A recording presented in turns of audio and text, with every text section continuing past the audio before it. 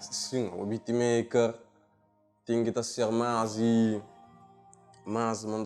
prestigiado, mais valorizado, mesmo para rappers que se cantam naqueles beats.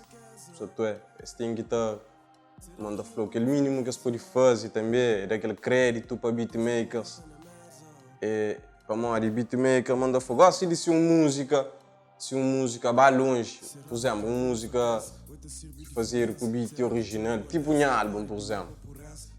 Vai longe, e não só aquelas letras também, eu estava analisando aquele beat que ele faz de produção, que é antes de letra.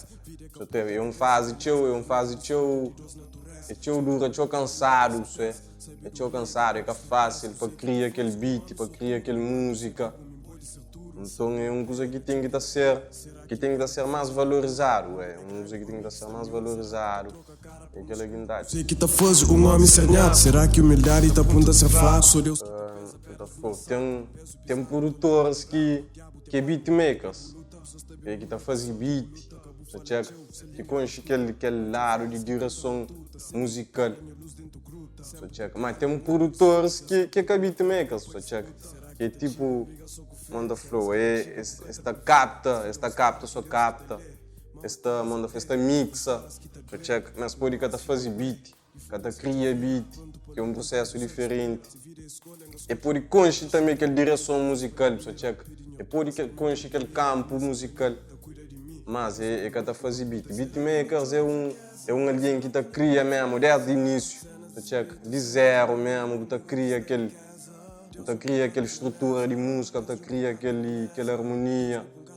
Alguém bem apresentou uma letra, agora se ele só letra, capela, ok, logo eu pensa já na beat para aquela letra, você pensa nas notas para aquela música, você pensa mais ou menos modo que pode ser. Então tá chama beatmakers tem um grande percentagem, um grande manda flow, que termos que pode usar.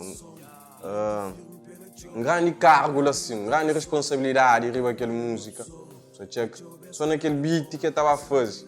Como pode ver com letra, agora se ele mostra um produtor. Pode dar alguns falam, mas é que é beatmakers.